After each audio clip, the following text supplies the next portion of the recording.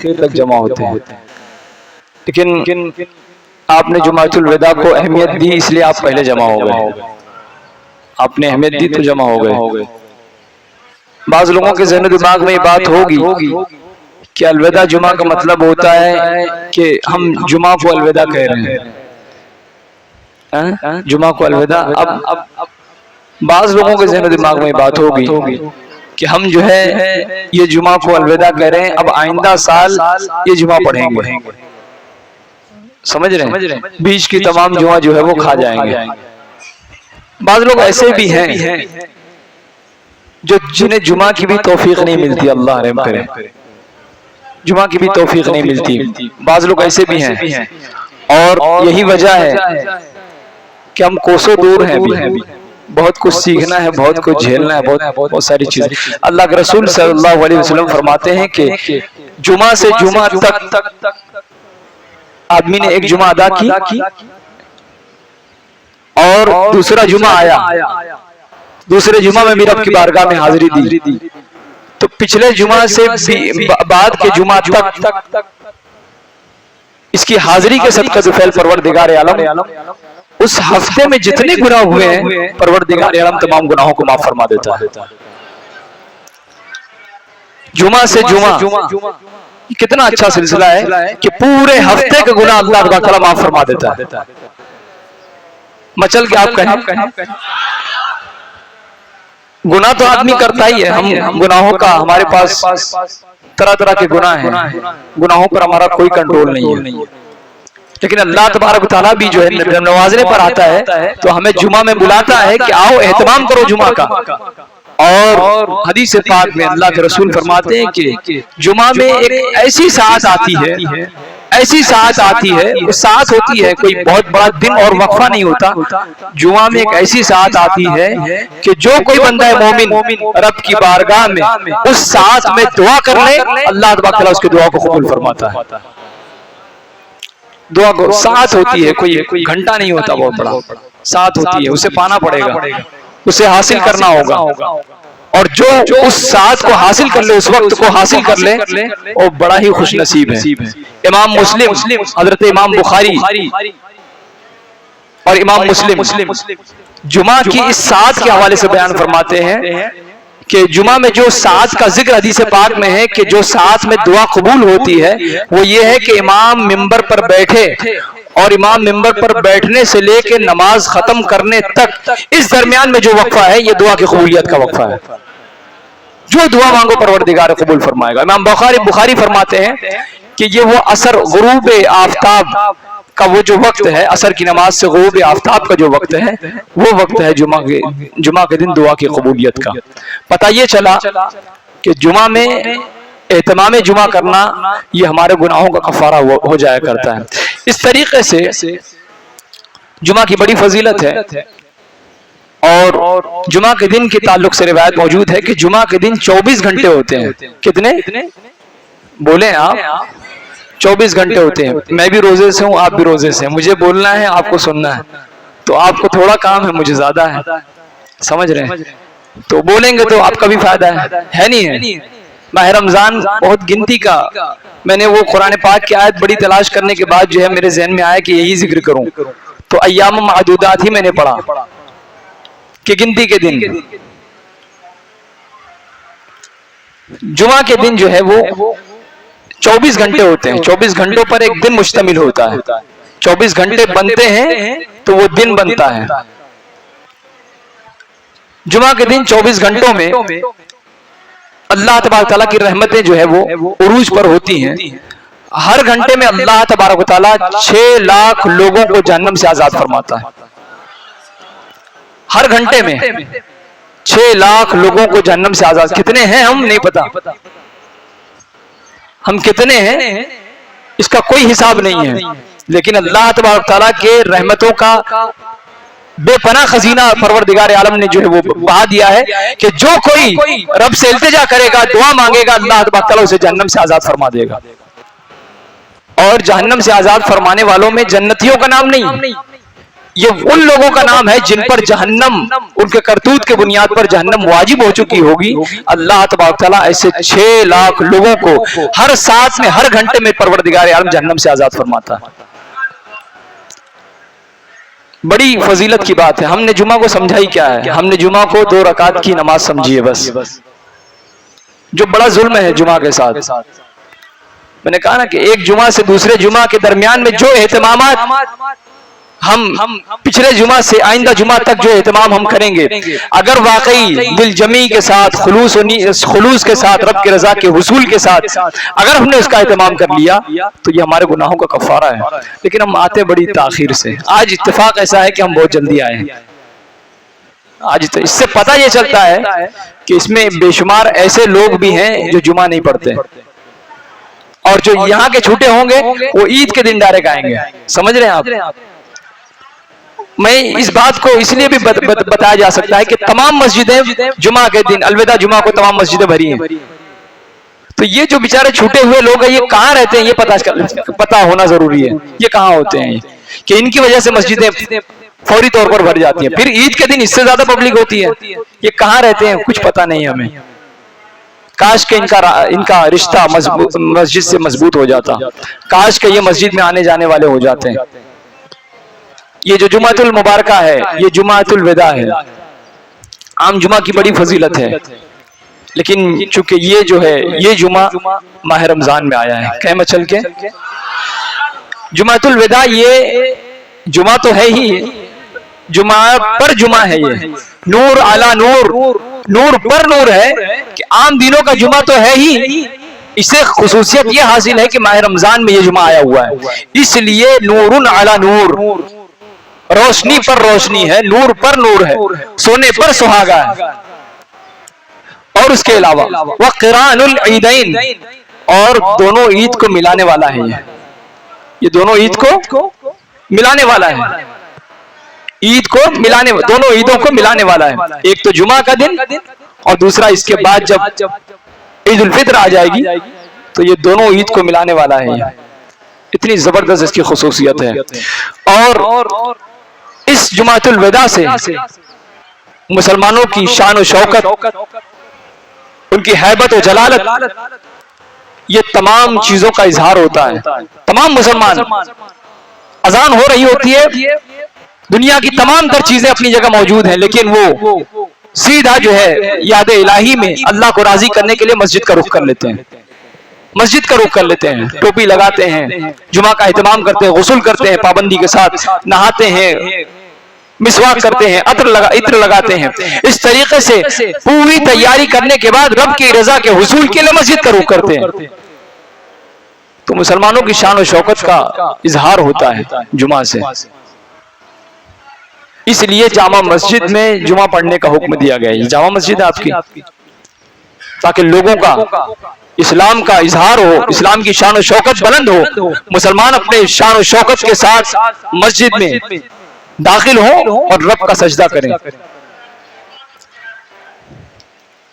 جمعہ کی بڑی فضیلت ہے، اور ان فضیلتوں میں آج کی یہ جو جمعہ کی فضیلت ہے وہ یہ ہے کہ یہ رمضان المبارک کے آخری عشرے یعنی جہنم سے آزادی کے عشرے میں آیا ہے.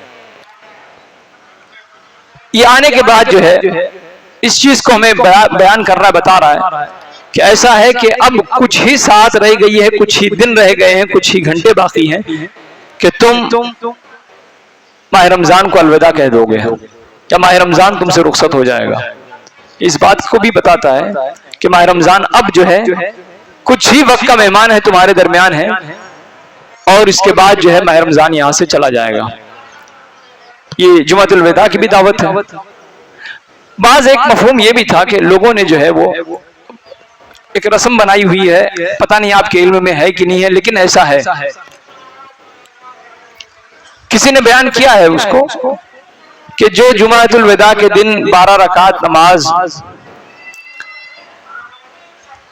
12 رکعت نفل نماز دو کر کے پڑھے گا، اس میں بڑی ترکیبیں بتائی ہے کہ آیت الکرسی ہو، پھر قل هو اللہ احد ہو، اس طریقے سے فلق اور ناس ہو، اس طریقے سے وہ پڑھے. تو وہ روایت بیان کی گئی کہ ایسا ہے کہ اس کی زندگی بھر کے تمام قضا نمازیں جو ہے معاف ہو جائیں گی. تو یہ ایسا نہیں ہے. یہ اگر کوئی ایسا خام خیالی بنایا ہوا ہے تو یہ معاف کیجیے گا، یہ ایسا اسلام میں نہیں ہے. یہ بھی میں نے پڑھا ہے کتابوں کے ذریعے سے. بہرحال اس کی وضاحت فرمائی گئی کہ ایسا کچھ نہیں ہے. اور نفل آپ کبھی بھی پڑھیں، کیا نفل سے فرض کی بھرپائی ہو سکے گی؟ انسان کی زندگی میں انسان پر بہت سارے فرائض و واجبات اللہ تبارک تعالیٰ نے مقرر فرمائے ہیں، کیا وہ تھوڑی سی محنت سے پورے ہو جائیں گے؟ نفل کا اپنا مقام ہے، فرض کا اپنا مقام ہے. لہذا فرض کی گنتی ہوگی رب کی بارگاہ میں، پوچھا جائے گا کہ تم نے نماز کیوں چھوڑی، نماز کیوں نہ پڑھا. ہم نے تم پر وقت کی پابندی کے ساتھ نماز کو فرض قرار دیا تھا، تم نے نماز کیوں نہیں ادا کی؟ نماز کا سوال ہوگا. اور اس وقت جو نماز نہیں پڑھتے وہ رب کے سامنے کیا جواب دیں گے وہ خود ہی اندازہ لگا سکتے ہیں. ماہ رمضان میں ہم نے روزوں کا اہتمام کیا. جو لوگ روزے کا اہتمام کیا، روزہ رکھے، اللہ تبارک تعالیٰ ان کے روزے کو قبول فرمائے. ہم نے روزوں کا اہتمام کیا. ہر وہ کام جو ہم عام دنوں میں کرتے تھے ان تمام جائز کاموں کو بھی ہم نے رب کے رضا کے لیے چھوڑ دیا. رب راضی ہو جائے اسی لیے چھوڑ دیا. رب راضی ہو جائے، کھانا پینا، اپنی عورتوں سے قربت اختیار کرنا، یہ تمام چیزوں کو ہم نے ماہ رمضان کے مخصوص اوقات میں چھوڑ دیا تھا. اس لیے چھوڑ دیا کہ ہمارا رب راضی ہو جائے، اسی لیے چھوڑا تھا. سب چیز دستیاب ہے، بڑا سے بڑا آدمی، غریب سے غریب آدمی، جس کے پاس کچھ نہیں تھا اس نے بھی چھوڑ دیا، جس کے پاس بہت کچھ تھا اس نے بھی چھوڑ دیا. سب اس سلسلے میں ایک نظر آئے، سب اس سلسلے میں روزے نے سب کو ایک کر دیا. اور یہی حال نماز کا ہے، نماز نے بھی سب کو ایک کر دیا. کیا بادشاہ کیا فقیر، سب ایک صف میں کھڑے ہیں. تمام تمیز کو مٹا دیا اس نے. حالت روزہ میں ہم نے بڑی پرہیز کی. کیا پرہیز کیا؟ فالتو غلط کاموں سے بھی ہم نے پرہیز کیا، لغو باتوں سے بھی ہم نے پرہیز کیا. کسی نے ہم سے جھگڑنے کی کوشش کی، بلا وجہ ہم کو اکسایا جھگڑے پر، تو ہم نے کہا کہ بھائی ایسا ہے. حدیث پاک میں اللہ کے رسول نے فرمایا، ہم نے کہا کہ ایسا ہے بھائی، میں روزے سے ہوں، میں روزے سے ہوں، میں آپ سے بھڑنا نہیں چاہتا، لڑنا نہیں چاہتا، مجھے خاموش رہنے دیجیے، میں چلا. وہ اپنی رائے اختیار کرتا ہے. روزے میں ہم نے اس فریضے کو بھی انجام دیا ہے بڑی خاموشی کے ساتھ. بعض جگہ تو پھر وہ صبر کا پیمانہ ٹوٹا اور پھر ایسا دھاوا بولتے ہیں کہ پہلے تو ایسا ہوتا ہے کہ درمیانے روزہ ہی چل جاتا ہے معاملہ، ایسے ایسے لڑائیاں ہو جاتی ہیں، اور پھر اس کے بعد اگر افطاری پیٹ میں گئی تب تو اور دھمال ہے، تب تو اور دھمال ہے. اور جہاں 15-20 جمع ہو گئے تو پھر وہاں تو جھگڑا نپٹنا ختم تو ہونا نہیں ہے، بڑھ جائے گا. 2-4 لوگ اور اس میں جو ہے وہ آگ لگا دیتے ہیں. جھگڑا اس قدر رمضان کے مہینے میں کبھی کبھی ہو جاتا ہے، اللہ کی پناہ، کہ وہ پھر لوگ کہتے ہیں رمضان کا مہینہ ہے، گالی گلوچ اس طریقے سے بےہودہ اور مارا پیٹی ہو رہی ہے. 2-3 ایسے کیسز تو دیکھے، چلتے چلتے راستے پر آپ آتے ہیں تو آپ نے دیکھا ہوگا، محسوس کیا ہوگا. اور اللہ کے رسول تاجدار دو عالم صلی اللہ علیہ وسلم نے فرمایا کہ میں شب قدر میں نکلا لوگوں کو بتانے کے لیے کہ شب قدر کب ہے، اس کی کیا فضیلتیں ہیں، اور رات کا تعین کیا ہے، وہ کون سی رات ہے، یہ بتانے کے لیے نکلا. میں نے دیکھا کہ 2 بھائی آپس میں، 2 مسلمان آپس میں جھگڑ رہے تھے. میرے ذہن سے وہ بات نکال لی گئی، شب قدر کی وہ بات میرے ذہن سے، تعین کس رات میں ہے وہ بتانے کے لیے نکلا تھا کہ اس رات میں ہے. اللہ تبارک تعالیٰ نے اس کی نحوست سے، ان 2 مسلمانوں کے جھگڑے کی نحوست سے میرے ذہن سے وہ بات اٹھا لی. آپ اندازہ لگائیں کہ اس شب قدر میں بھی یہی ہوا ہوگا. شاید ہم کسی 2 کی وجہ سے ہم سب محروم ہو گئے ہوں، کسی 2 مسلمان کے جھگڑے کی وجہ سے ہم سب محروم ہو گئے ہوں. اللہ نہ کرے ہمیں محروم، اللہ تبارک تعالیٰ نے تو ہمیں نوازنے کا ہم سے وعدہ کیا ہے، محروم تو نہیں کرے گا. لیکن یہ بات قابل غور ہے. حدیث پاک میں کہ روزہ رکھے جھوٹ بولے، روزہ رکھے گناہ کرے، روزہ رکھے، تو اللہ تبارک تعالیٰ کے نزدیک وہ بھوکا ہے، پیاسا ہے، اس نے کھانا چھوڑا ہے، پانی چھوڑا ہے، رب کی رضا کا حصول نہیں کیا ابھی تک. وہ عام لوگوں کی طرح بھوکا ہے، بس روزے دار نہیں ہے، روزے دار نہیں ہے. اس لیے ہم نے اپنے آپ کو بڑا سنبھالا ہے. حدیث پاک میں اللہ کے رسول نے فرمایا کہ الصوم جنہ، روزہ ڈھال ہے. کیا ہے؟ کہیں بھائی ڈھال، ڈھال بولتے ہیں، ڈھال. آدمی سیلف ڈیفنس کے لیے ڈھال رکھتا ہے. سامنے سے جب وار آتا ہے تو آدمی اسے روکنے کے لیے ڈھال کے طور پر اسے استعمال کرتا ہے. روزہ ڈھال ہے. روزہ تمام آنے والے گناہوں کو روکتا ہے. روزہ تمام آنے والے گناہوں کو روکتا ہے. اس طریقے سے روکتا ہے تاکہ میں اپنا ڈیفنس کر سکوں. میں روزے سے ہوں, میں اپنے روزہ بھی ہوں اور مجھے میرے روزے کی حفاظت بھی کرنی ہے. کہیں ایسا نہ ہو کہ غلط کام کرنے کی بنیاد پر میرا روزہ چلا جائے. کہیں ایسا نہ ہو کہ جھوٹ بولنے سے میرا روزہ چلا جائے. کہیں ایسا نہ ہو کہ میں کاروبار کر رہا ہوں اور اس میں جھوٹ بولوں, ادھر کا ادھر کر دوں, ناپ تول میں کمی کر دوں اور پھر میرا روزہ چلا جائے. اس طریقے سے بے شمار برائیوں سے وہ روزہ رکھ کر بچنے کی کوشش کرتا ہے اور بچ کر اللہ تبارک و تعالیٰ کی رضا حاصل کرتا ہے. وہ تو روزہ جو ہے وہ ڈھال ہے. اس یوم جمعہ میں, آج جمعۃ الوداع کا موقع ہے, یہ یوم جمعہ احتساب کا دن ہے. یہ خود محاسبہ کرنے کا دن ہے. ہم کہاں پہنچے, کیا کیے, کہاں کہاں کیسے کیا, کس مقام پر ہم نے غلطی کی اور کس مقام پر ہم نے پوری طریقے سے اپنی ذمہ داری نبھائی ہے. اس چیز کا جائزہ لینے کا دن ہے. یہ احتساب کرنے کا دن ہے. اپنے آپ کو خود بخود اپنا حساب کرنے کا دن ہے کہ ہم کہاں پر ہیں, کیا کر رہے ہیں. ماہ رمضان اب چلا جائے گا لیکن اس نے ہمیں کچھ چیزوں کی عادت ڈال دی ہے. ماہ رمضان بہت ممکن ہے آج چاند ہو جائے رات سورج غروب ہونے کے بعد, اور ممکن ہے کل ہو. یہ تو قدرت کے فیصلے ہیں, ہمیں اس کے فیصلے کا انتظار کرنا ہے. جو فیصلہ ہوگا قدرت کا, ہم روزہ مکمل کریں گے, نہیں عید منائیں گے. ہمیں عادت اس نے دلا دی ہے بہت ساری چیزوں کی. ہم روزے تھے, ہم روزے میں نماز بھی پڑھ رہے تھے. ہم روزے سے تھے, تراویح بھی پڑھ رہے تھے. ہم روزے سے تھے, سحری اور افطار کا انتظام کر رہے تھے. ہم روزے سے تھے, تلاوت قرآن عظیم کیا کرتے تھے. ہم روزے سے تھے, صدقہ و خیرات کیا کرتے تھے. ہم روزے سے تھے, ہر گناہوں سے بچا کرتے تھے. ہم روزے سے تھے اور ہر اچھے کام کیا کرتے تھے. یہ تھی, یہ ترغیب روزے کی تھی اور وہ ہمارے لیے تھی. ہمیں ٹریننگ دینے کے لیے ماہ رمضان آیا ہوا تھا. آج احتساب کا دن ہے. دل پر ہاتھ رکھ کے آپ بتائیں کہ کیا آپ نے ماہ رمضان سے کچھ پایا؟ کیا آپ نے ماہ رمضان سے کچھ پایا, کچھ حاصل کیا؟ کتنے ہیں وہ جنہوں نے ختم قرآن کیا ہے؟ آپ بتائیں کتنے ہیں وہ, ہاتھ اٹھائیں. آپ ایمانداری کے ساتھ, دیانتداری کے ساتھ آپ بتائیں کہ آپ نے اس پورے مبارک مہینے کے اندر آپ نے قرآن شریف کو ایک مرتبہ ختم کیا ہو. کتنے ہیں آپ ہاتھ اٹھائیں. آپ کتنے لوگ ہیں اس میں؟ کتنے وہ ہیں جنہوں نے قرآن تو شروع کر دیا, کچھ تو پڑھا؟ کتنے ہیں وہ لوگ جنہوں نے قرآن شروع کر دیا؟ بتائیں آپ کتنی.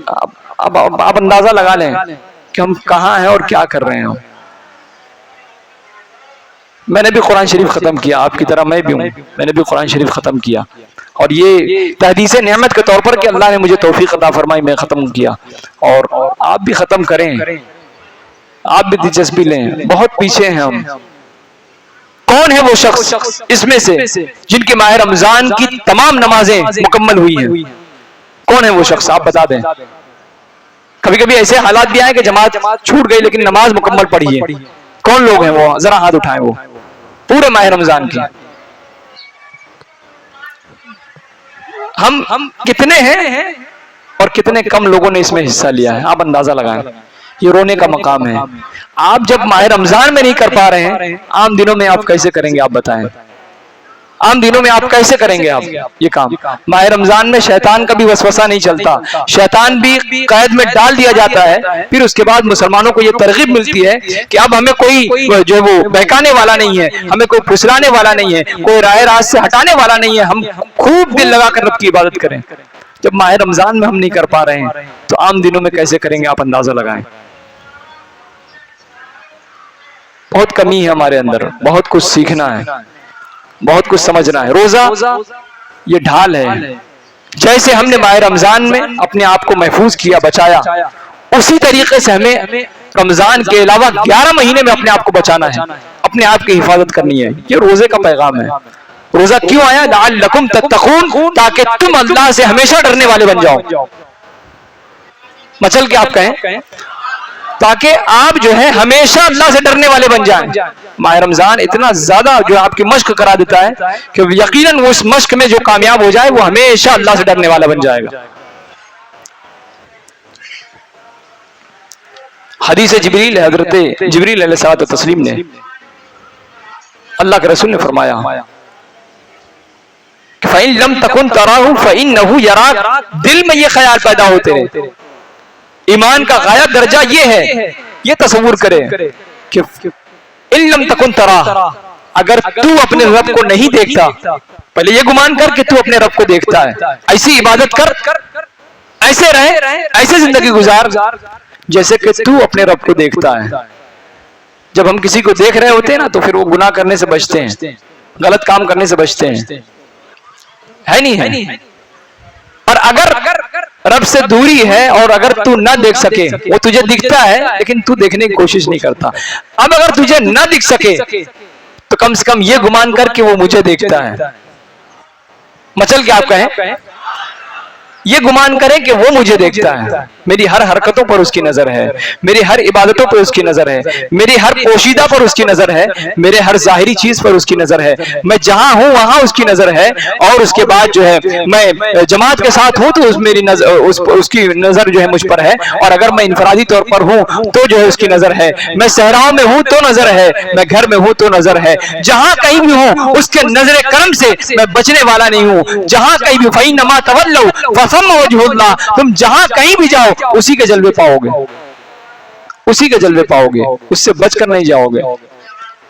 تو ماہ رمضان نے یہ بھی ہمیں بتایا ہے کہ جس طریقے سے تم نے ماہ رمضان کا اہتمام کیا، اعتقاد کیا، انعقاد کیا، اسی طریقے سے تمہیں ماہ رمضان کے علاوہ اور دنوں میں بھی عبادتوں کا اہتمام کرنا ہے. بطور خاص اللہ تبارک و تعالیٰ نے ہم پر سب سے بڑا فرض، علم کے بعد سب سے بڑا فرض جو ہم پر ہے، ہر مسلمان عاقل بالغ مرد و عورت برابر اس میں شریک ہیں، دونوں پر نماز اللہ تبارک و تعالیٰ نے فرض قرار دی ہے. فرض قرار دیا، فرض اعظم، بڑا فرض ہے. آپ دنیا کا کوئی کام کریں نہ کریں، لیکن اگر آپ نے نماز چھوڑ دی آپ نے سب کچھ چھوڑ دیا. یہاں تک کہ اللہ کے رسول نے فرمایا کہ جس نے نماز چھوڑ دیا اس نے اپنے دین کو ڈھا دیا، دین کو توڑ دیا، دین کے پلر کو کمزور کر دیا. ہم کتنے پیچھے ہیں نماز میں؟ میں نے ابھی دیکھیے ہاتھ اٹھوایا. کوئی ایسا نہیں ہوگا جو یہ دعویٰ کرے کہ میری پوری نماز مکمل ہوئی. بھلے ہی جماعت وقتی طور پر چھوٹ گئی ہو، مصروفیت کی بنیاد پر آنے جانے میں لیٹ ہو گیا ہو، لیکن نماز میری مکمل ہوئی ہے، کوئی ایسا دعویٰ نہیں کر سکتا. گنتی کے کچھ لوگ ہیں اتنی بڑی آبادی میں، آپ اندازہ لگائیں. تو روزہ ڈھال ہے اور یہ دن یوم احتساب کا دن ہے، اپنے آپ کا محاسبہ کرنے کے دن ہے. کسی اور مذہب میں یہ تعلیم نہیں ہے، کسی مذہب میں ایسا کوئی سسٹم نہیں ہے، ایسا کوئی نظام نہیں ہے جو پاکیزہ نظام اسلام نے ہمیں عطا کیا ہے. ہمیں پہلے عمل کی دعوت دیتا ہے، پہلے ذہن بناتا ہے ہمارا کہ تمہیں عمل کرنا ہے، اور پھر ہمیں عمل کی دعوت دیتا ہے، اور پھر اس کے بعد جب عمل ہو چکا ہے تو اب جائزہ لینے کی بات کرتا ہے کہ ذرا سا دیکھو اس میں کہیں کوتاہی تو نہیں ہو گئی تم سے.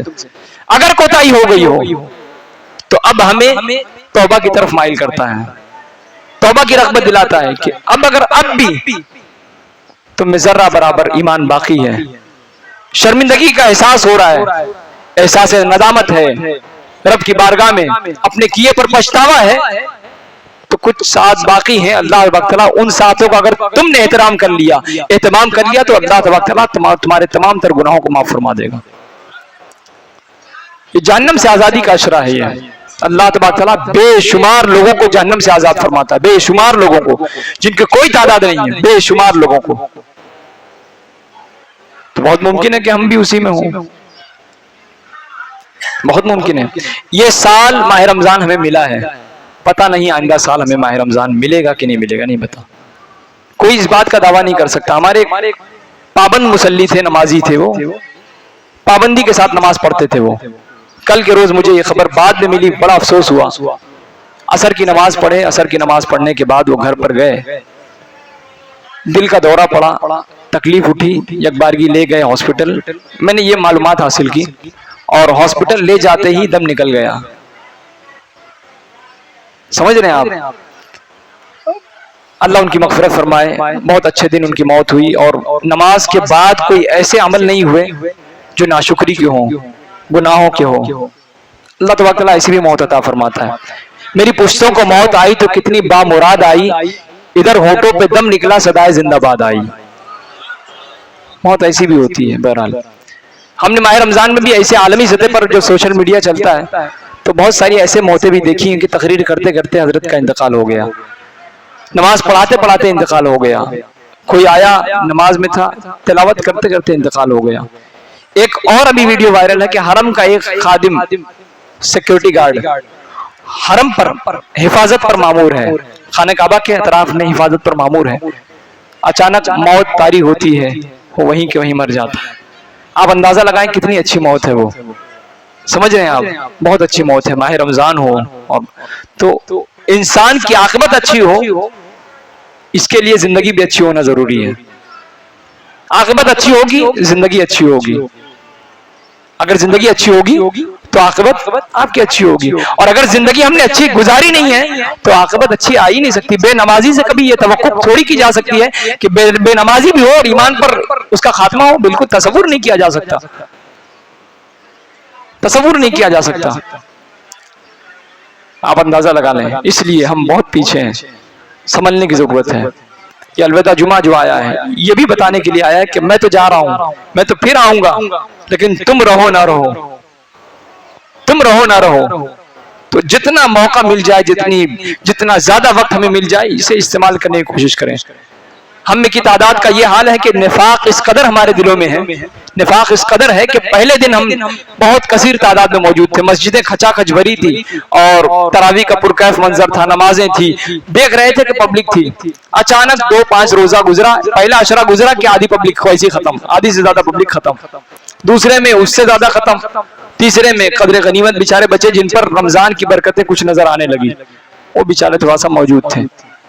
اللہ جو موجود تھے کم سے کم انہیں استقامت عطا فرمائے. تو یہ تمام باتیں ہیں، ہم اور آپ ان چیزوں کو محسوس کر سکتے ہیں، سمجھ سکتے ہیں. ماہ رمضان کا بڑا پیغام ہے اور بہت باتیں ہیں، اگر وہ باتیں پیش کی جائیں تو یقیناً وقت کم پڑ جائے گا، لیکن ان چیزوں کو سنجیدگی کے ساتھ سوچنے کی ضرورت ہے. اتنی بڑی آبادی ہے، میں روزے کو چھوڑ کر نماز کی اس وقت اب بات کرتا ہوں، اتنی بڑی آبادی ہے لیکن ہم نمازوں کے لیے نہیں آتے، بالکل نمازوں کے لیے نہیں آتے.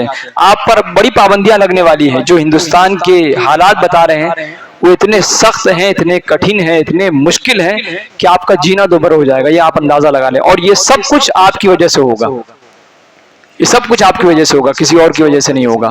اور اللہ کے رسول صلی اللہ علیہ وسلم نے یہ ضمانت ہمیں عطا فرمائی ہے، یہ باتیں دعوتاً پیش کی گئی ہے کہ اللہ کے رسول نے فرمایا کہ تم تعداد میں بھی زیادہ رہو گے، سب چیز میں زیادہ رہو گے، اس کے باوجود بھی دنیا والوں کے سامنے تمہارا وزن ہلکا ہوگا، تم پر سب ٹوٹیں گے، پوری قومیں تم پر ٹوٹ جائیں گی اس طریقے سے جیسے بھوکا دسترخوان پر ٹوٹتا ہے. یہ حال ہوگا ہمارا اور آپ کا. بہت دور ہیں مسجدوں سے، اور یہ رونے کا مقام ہے، یہ رونے کا مقام ہے کہ ہم اگر ماہ رمضان کا بھی احترام نہ کر سکے تو کل قیامت کے دن یہی ماہ رمضان رب کی بارگاہ میں گواہی دے گا کہ پروردگار میں تو ان کے درمیان گیا تھا، انہوں نے میری کوئی خاطر تواضع نہیں کی، میرے ساتھ صحیح سے ان کا رویہ ہی نہیں تھا، پروردگار تو نے مجھے ان پر دلیل اور حجت بنایا تھا، گواہ بنایا تھا، لے میں ان کے تعلق سے تیری بارگاہ میں وہی باتیں پیش کرتا ہوں جو انہوں نے کیا ہے. پروردگار مجھے ان سے بڑی تکلیف ہوئی ہے، مجھے ان سے بڑی تکلیف ہوئی ہے، میں بہت ان کے حرکتوں سے بڑا شرمندہ تھا، بہت تکلیف ہوئی ہے، انہیں میری اس طریقے سے احترام نہ کیا، قدر نہ کی، اہتمام نہ کیا میرا جس طریقے سے انہیں کرنا چاہیے تھا. پروردگار کے فیصلے ہوں گے. ماہ رمضان جس وقت ہمارے خلاف گواہی دے دے گا تو جہنم کے ہم مستحق بن جائیں گے، جہنم کی آگ سے ہمیں کوئی بچا نہیں سکے گا. اس لیے بزرگان دین دعا کرتے تھے کہ پروردگار تمام عبادتوں کے بعد، تمام ریاضتوں کے بعد، گری اوزاری کے بعد، ہر نیک عمل کرنے کے بعد، پروردگار ہم تیری بارگاہ میں دعا کرتے ہیں کہ ماہ رمضان کو ہم پر گواہ نہ بنانا، ہمارے حوالے سے گواہ بنانا، لیکن ہم پر ہمارے خلاف گواہ نہ بنانا. اگر انہوں نے ہمارے خلاف گواہی دے دی تو کل ہمیں تیرے عذاب سے، تیری ناراضگی سے کوئی بچا نہیں سکے گا. یہ بزرگان دین کی دعا تھی. مسجدیں، وہ مسجد جسے آبادی کے اندر رکھا گیا ہے، اگر یہ دیہات میں ہوتا تو عذر معقول تھا، دیہات میں بھی لوگ پہنچتے ہیں، لیکن یہ شہر کے اندر ہماری آبادی کے اندر ہے یہ مسجد. بزرگان دین کے واقعات موجود ہیں. مسجد میں پہنچتے, رات میں جب قیام کرتے مسجدوں میں تو مسجدیں آہو بکا کرتی. بزرگان دین پوچھتے کہ کیا وجہ ہے, کیوں رو رہی ہو؟ تو مسجدیں برجستہ واقعات موجود ہیں کتابوں میں کہ بزرگان دین سے کہتی کہ ہم جس مقصد کے لیے ہم ہیں یہاں پر وہ مقصد حل نہیں ہوتا, لوگوں نے ہمیں بڑا ویران کر دیا ہے. بد دعا کرتی ہیں کہ جن لوگوں نے مجھے ویران کیا ہے اے پروردگار تو ان کی زندگی کو ویران کر دے, ان کے گھروں کو ویران کر دے, انہیں برباد کر دے جنہوں نے مجھے خالی چھوڑا ہے, تنہا چھوڑا ہے. یہ مسجدوں کی بد دعا ہے. یہ آپ اسے معمولی سمجھتے ہیں, آپ سوچتے ہیں کہ ایک مقرر تقریر کر رہے ہیں, کچھ بھی کچھ بنا کے بولتے ہوں گے, ان کو کیا ہے. یہ ایسی حقیقت ہے جس کا آپ انکار نہیں کر سکتے ہیں. آپ یہ بھی تصور کریں کہ صحابہ کا زمانہ ہے, کیا کوئی صحابہ میں بے روزگار بھی, صحابہ میں کوئی روزہ نہیں رکھتا تھا, ایسا بھی کوئی ہے؟ کیا صحابہ میں کوئی نماز نہیں پڑھتا تھا, ایسا بھی کوئی تھا؟ اس دور کے بھی مسلمان تھے. یہ تصور نہیں کیا جا سکتا تھا کہ وہ بے نمازی تھے, یہ تصور نہیں کیا جا سکتا تھا کہ وہ روزہ چھوڑتے تھے, یہ تصور نہیں کیا جا سکتا تھا کہ وہ اللہ کے حکم کے, اللہ کے رسول, اللہ اور اس کے رسول کے حکم کے خلاف چلتے ہوں. یہ تصور نہیں کیا جا سکتا تھا. یہ تصور کب سے پیدا ہو گیا؟ یہ باتیں کب سے پیدا ہو گئی؟ جب سے ہم نے دامن رسول چھوڑ دیا ہے, جب سے ہم نے دامن رسول چھوڑ دیا ہے. خدا کے واسطے میں کوئی لمبی چوڑی تقریر کر کے یا مائک توڑ تقریر ہو اس طریقے سے اس کا قائل نہیں ہوں. دو بوند ہی صحیح اگرچہ اثر کرے, اگر وہ اثر کر جائے تو بہت بڑی چیز ہے. تقریر واقعات سب بتانا, مقصد حل ہونا چاہیے کہ آپ نمازی بن جائیں, آپ صحیح طریقے سے روزے دار بن جائیں, آپ روزہ رکھنے والے بن جائیں. یہ مقصد ہے. الوداع جمعہ کا بڑا پیغام ہے. اللہ تبارک تعالی ہم سب کو الوداع جمعہ کی برکتوں سے مالا مال فرمائے.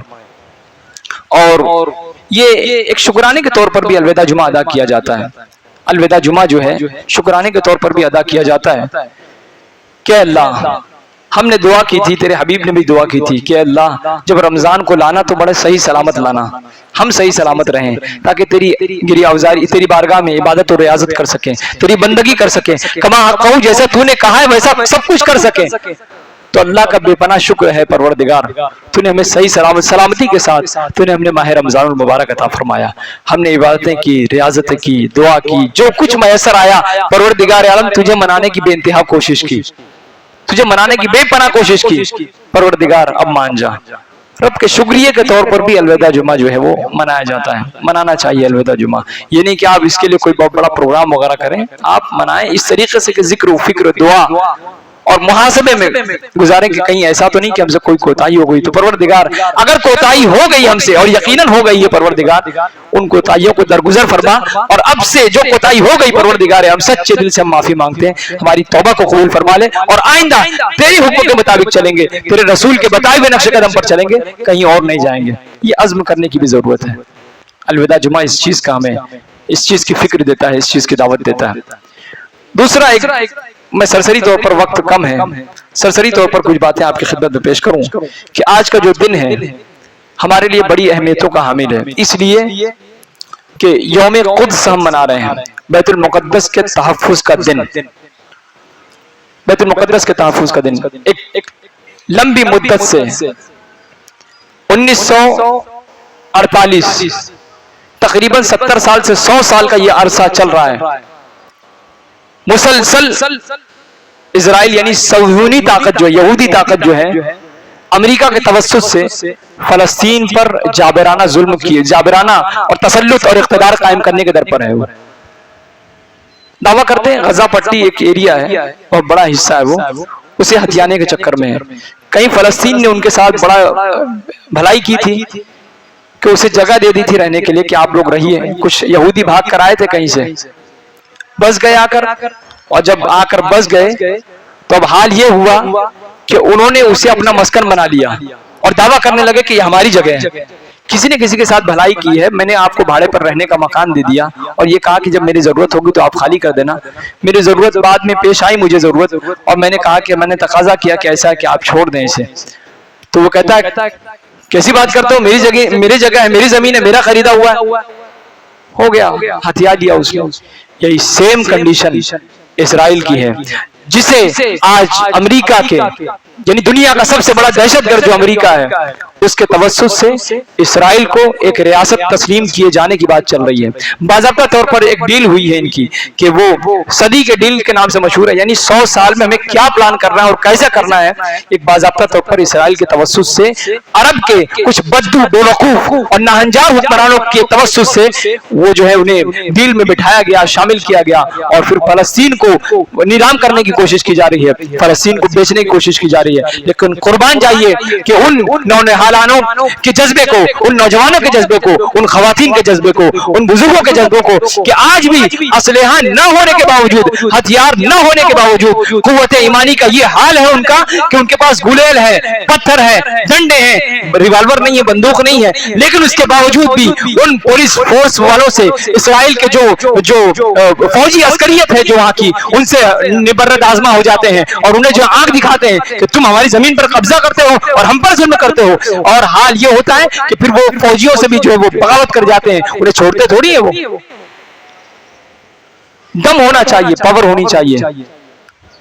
रोजाना इबादतें कर रहे होते, नमाज के दरमियान में उन्हें ढकेल दिया जाता है।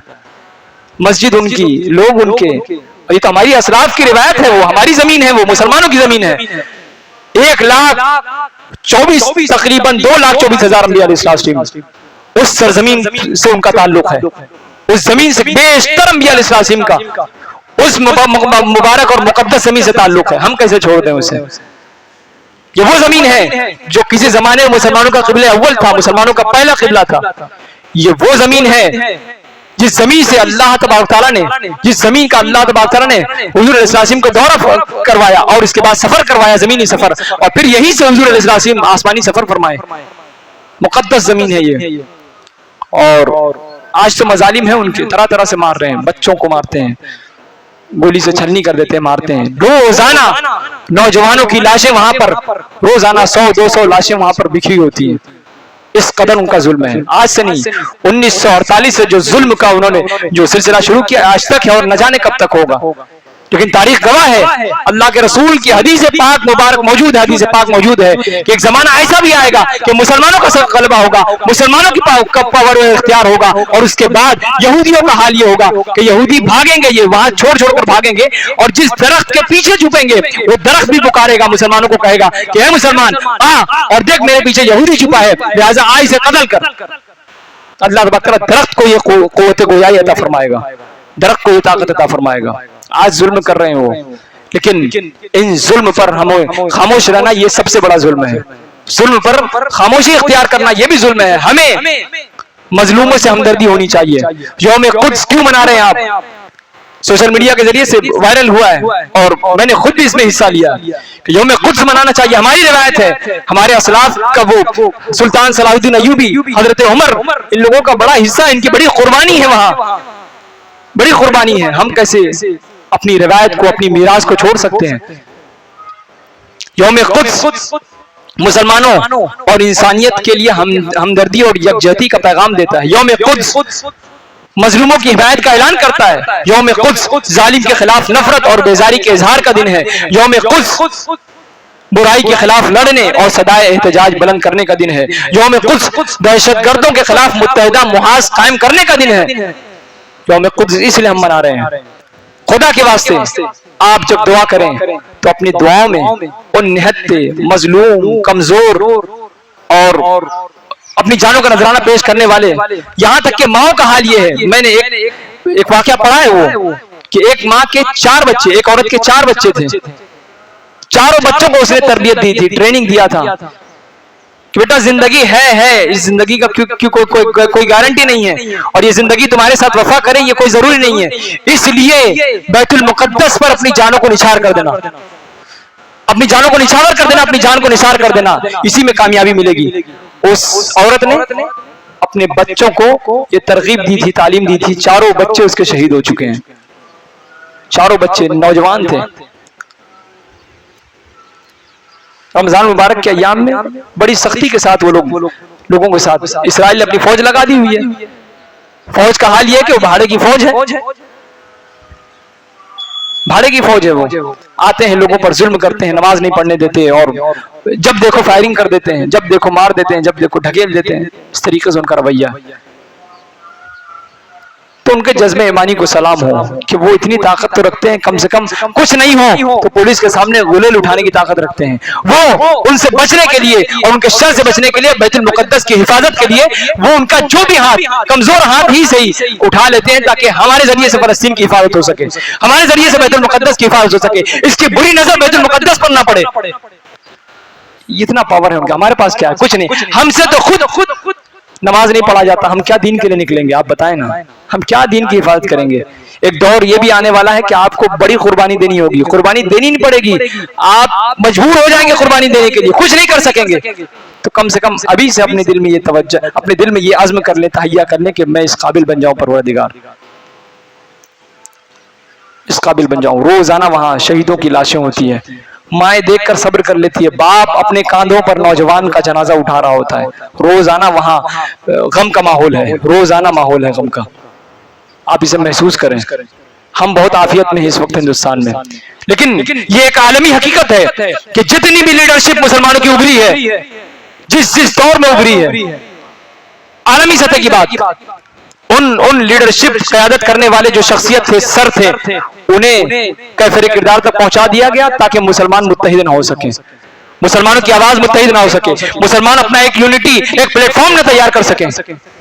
صدام حسین کا بھی وہی حال ہوا، آپ نے دیکھا، بغاوت کروایا صدام حسین کو جو ہے وہ، اس طریقے سے یاسر عرفات، شیخ یاسین، اس طریقے سے لیبیا کے محمد قذافی، اس طریقے سے بے شمار لوگ ہیں۔ اور حالیہ آپ نے ہندوستان میں دیکھا کہ ایک لیڈرشپ، ایک ابھرتی ہوئی لیڈرشپ تھی، قیادت تھی۔ میں نہیں کہتا وہ مجرم ہے، نہیں ہے، اس پر کوئی گفتگو نہیں ہے، لیکن جو شخص جیل میں رہ کے کامیاب ہوتا ہو، عوام کا مقبول ہی ہوگا تبھی تو ہوگا نا۔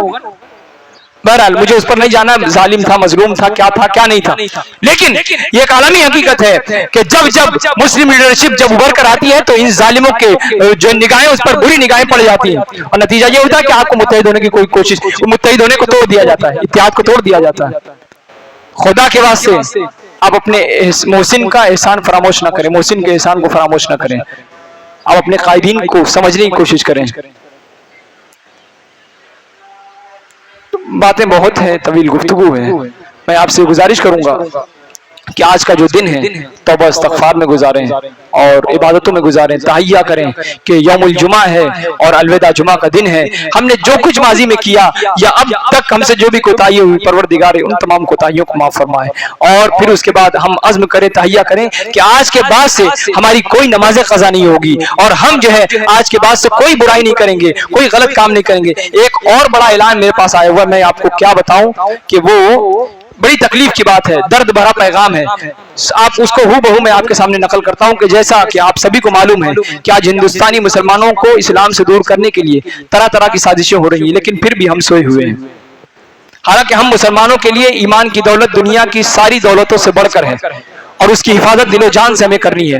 آج کی سب سے بڑی سازش یہ ہو رہی ہے کہ ہماری بہن بیٹیوں کو بھگوا لو ٹریپ میں پھنسا کر ان کو مرتد کر کے دین و دنیا دونوں میں ذلیل و رسوا کر کے بے یاد مددگار چھوڑ دیا گیا ہے، اور یہ سب آپ کو معلوم ہے۔ لہٰذا ایسے نازک دور میں ہم سب کی ذمہ داری بنتی ہے کہ ہم سب مل کر پوری کوشش کر کے اس آفت کو اپنی بہن بیٹیوں سے بچائیں، اور اس آفت سے اپنی بہن بیٹیوں کو بچائیں اور انہیں تعلیم دلائیں، گھر سے لے کر باہر اسکول کالج تک ان کی نگرانی کریں، دوسروں سے معلومات حاصل کرتے رہیں، اس لیے کہ نوجوان لڑکوں کی ایک ٹیم ہے،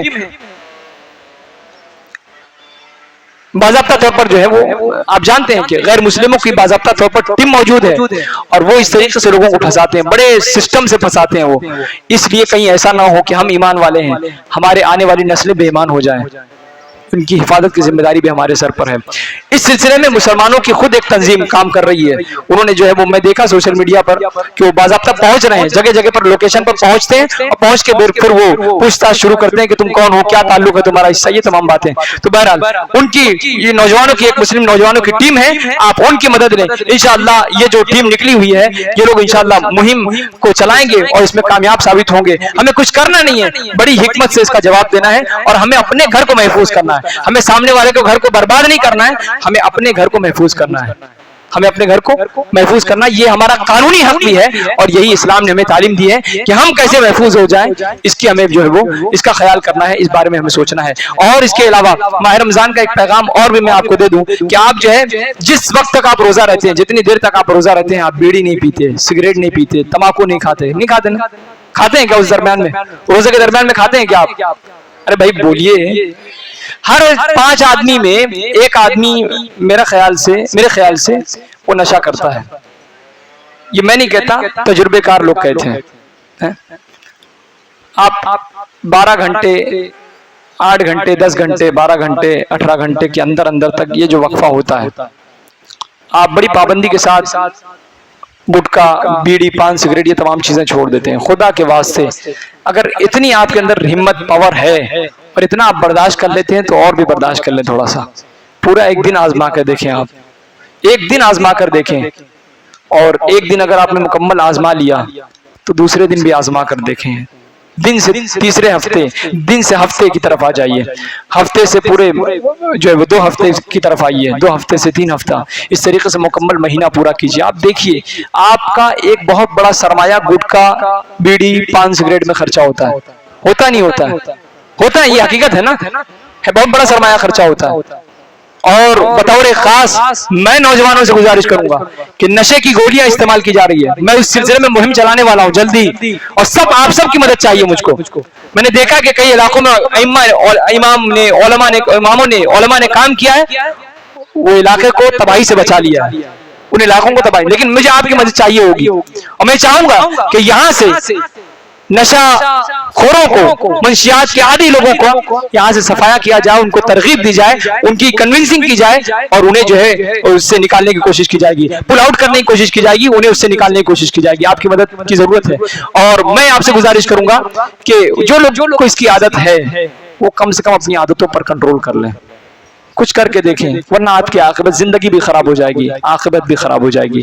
یہ پان، بیڑی، سگریٹ یہ نشے کی شروعات ہے، اور اس کی بھی شروعات سے پہلے وہ کچھ سپاریاں آتی ہے، وہ آدمی پیکٹ رہتی ہے، پہلے وہ کھاتا ہے، دھیرے دھیرے پھر اس کی شروعات کرتا ہے۔ پہلے ڈائریکٹ آدمی سگریٹ نہیں پیتا، پہلے وہ جو ہے وہ شروع کرتا ہے، 1 کش 2 کش 3 کش سے جو عادت بنتی ہے، تب اس کے بعد وہ عادی بنتا ہے۔ تو آپ نے رضائے الہی کی خاطر آپ نے روزہ رکھ کر جو آپ نے یہ تمام چیزوں کو نہیں کیا، اس طریقے سے پابندی کریں۔ ماہ رمضان کا 2-3 دن، یہ جو 1 دن 2 دن جو بھی بچا ہے وہ، تو اگر اس میں آپ کو توفیق ملے تو کر کے آپ دیکھیں، اور گٹکا، پان، بیڑی، سگریٹ آپ چھوڑ دیں، اس سے آپ کی دنیا بھی خراب ہوتی ہے، بعض دفعے تو عاقبت بھی خراب ہو جائے گی۔ میں نے بہت سارے ایسے لوگوں کو آپ بھی دیکھے ہوں گے، کینسر ہو گیا، لکھا ہے اس پر ٹوبیکو کاسس کینسر۔ تمباکو زندگی کے لیے، جان کے لیے خطرہ مہلک ثابت ہو سکتا ہے، خطرناک ثابت ہو سکتا ہے، آپ یہ سب جانتے ہیں، اس کے باوجود کرتے ہیں۔ تو اس لیے جو میں آپ سے گزارش کروں گا کہ اسے چھوڑ دیں، آپ اس کا کوئی فائدہ نہیں۔ آپ کسی پان پٹی والے سے بھی پوچھیں تو وہ آپ کو یہی کہے گا، بنانے والے سے بھی پوچھیں گے تو یہی کہے گا کہ اس کا کوئی فائدہ نہیں ہے، اور بیچنے والے سے بھی پوچھیں گے تو وہ بتائے گا کہ اس کا کوئی فائدہ نہیں۔ اب آپ جانتے ہیں کہ اس کا کوئی فائدہ نہیں، تو کرتے کیوں ہیں آپ؟ کرتے کیوں ہیں؟ اس لیے جو ہے ان چیزوں سے بچنے کی کوشش کریں۔ اللہ تبارک تعالیٰ ایک مستقل موضوع ہے، اس پر گفتگو پھر انشاءاللہ ہوگی۔ یہ باتیں تھی، احساس دل تھا، دل کی باتیں تھیں، وہ آپ کی خدمت میں نے پیش کیا۔